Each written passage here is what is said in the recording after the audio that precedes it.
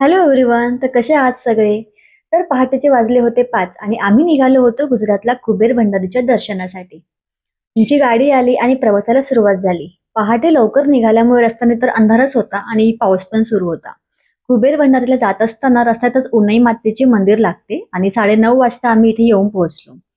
या मंदिराचे वैशिष्ट्य असे की इथे गरम पाण्याचे कुंड आहे आणि असे म्हटले जाते की रामायण काळात श्रीरामांनी या कुंडाची निर्मिती केली आणि तेव्हापासून या कुंडाचे पाणी 12ही महिने गरमच असते.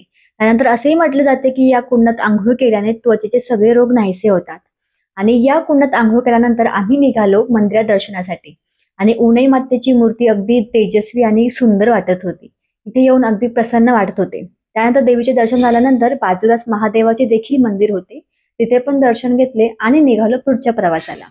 व्हिडिओ आवडल्यास लाईक करा, शेअर करा आणि सोनाज वाईबला सबस्क्राईब करा. भेटूया पुढच्या व्हिडिओमध्ये. बाय.